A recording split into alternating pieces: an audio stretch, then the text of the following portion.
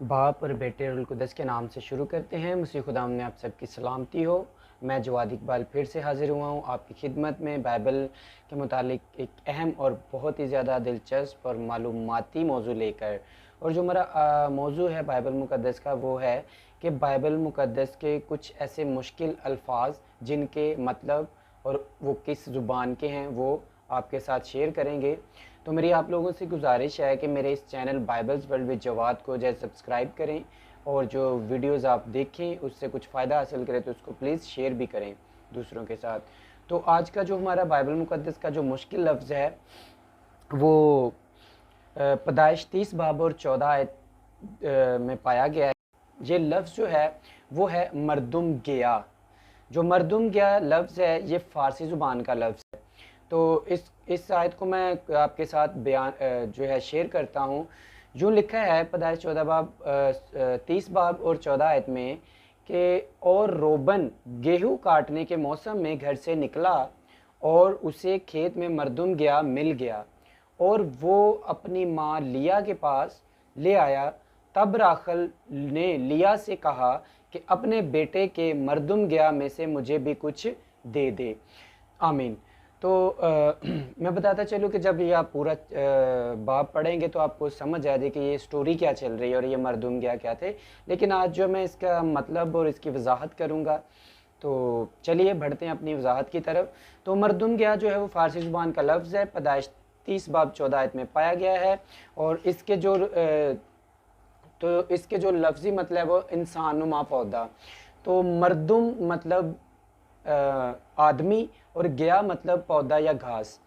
तो अबरानी लवाज जो है वो दोदाई का मतलब है कि मोहब्बत का फल। इस पौधे का ताल्लुक जो है वो आलू के ख़ानदान से है और ये जनूबी यूरोप और एशिया के बियाबान में उगता है। इसका तना इस कदर छोटा है कि नज़र ही नहीं आता और ऐसा लगता है कि जैसे जो है जड़ के साथ ही जो है पत्ते निकल आए हों। तो इसकी जड़ एक ही जो है वो बड़ी इंसानी शक्ल और निशानी शक्ल की और मजबूत होती है। तो मैं इसकी कुछ चंद तस्वीर जो है आपके साथ शेयर कर रहा हूँ, इनको देखिए और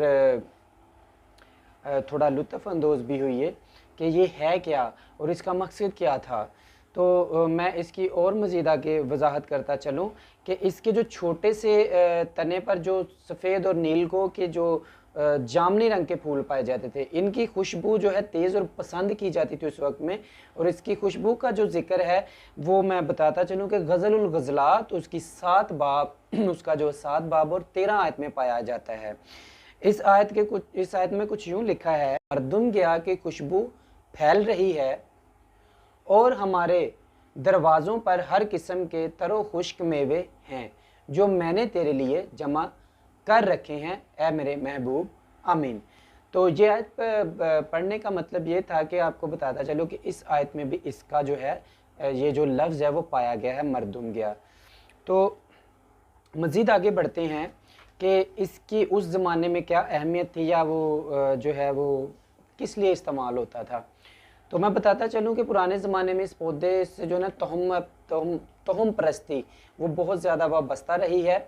तो तोहम परस्ती से मतलब है कि जैसे खौफ, वहम और डर या मतलब वहम परस्ती। अंग्रेज़ी ज़ुबान में तोहम परस्ती को जो है वो जो है सुपरस्टिशन कहा गया है। तो इसकी जो चंद खसूसियात उस वहम परस्ती से जो वाबस्ता थी, मतलब वो बताने जा रहा हूँ आप लोगों को। तो वो ये हैं कि बदरूहों से बचने के लिए जो है वो इसको जो है तवीज़ के तौर पर भी इस्तेमाल किया जाता था। इसे घर में रखना खुशबख्ती और जो है कि एक अच्छा माना जाता था। ये अतकाद भी था कि जब इसे ज़मीन से उखाड़ा जाता है और तो ये इतनी ज़ोरदार चीख मारता है कि उखाड़ने वाला मर जाता है या फिर पागल हो जाता है। तो इसको उस वक्त में जो है कहा जाता है कि चांदनी रात में जो है उखाड़ना बेहतर समझा जाता था और इससे जो है एक महफूज समझा जाता, चांदनी रात में उखाड़ना महफूज समझा जाता था। तो इसकी जो जड़ है वो नशा आवर दवा के तौर पर भी इस्तेमाल किया जाता था इसकी जड़ को। भले इसका फल एक बेमज़ा और जहरीला भी था तो भी इसे इश्क आवर जो है वो माना जाता है कि ये एक इश्क आवर पौधा है, प्यार मोहब्बत का पौधा है। तो इसे खाने से जो है उस वक्त के हिसाब से कि इसे खाने से जो है शहवानी कुव्वत जो है वो बढ़ती है। शहवानी कुव्वत जो शहवत है हमारी वो बढ़ती है। तो ये पौधा जो है नींद लाने और बच्चा जनने के दर्द को भी कम करने में बरता जाता था।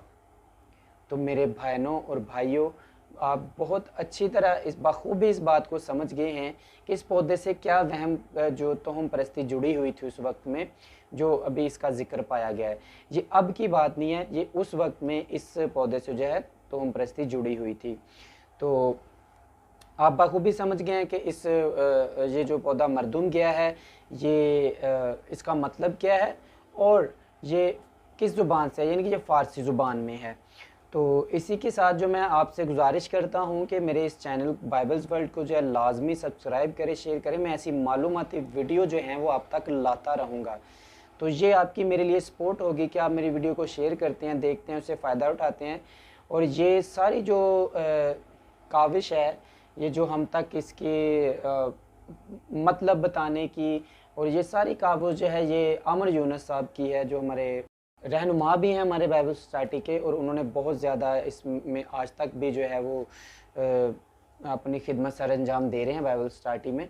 तो ये हम तक नौजवान और जो थियोलॉजी बाइबल में जो पढ़ते हैं, जो पास्टर बनते हैं, जो तो उनके लिए भी बहुत कारगर साबित हैं। और इनकी किताबें जो हैं वो पढ़ें, ख़ुद भी पढ़ें। लेकिन मैंने इसलिए ये चीज़ें आप लोगों से शेयर की हैं कि आप तक ये चीज़ें पहुंच सके कि आजकल किताबें पढ़ने किसी के पास टाइम नहीं भी होता। तो इसी के साथ जो है मैं इजाज़त चाहता हूँ। खुदा हाफिज़। मिलते हैं अपने अगले टॉपिक में। तो वो जो हमारा मौजू होगा वो भी मुश्किल अल्फाज के मायनी अब यही शेयर किए जाएंगे, जब तक कि बाइबल का एंड नहीं हो जाता कि पैदाइश से लेके तो मुकाशफा तक।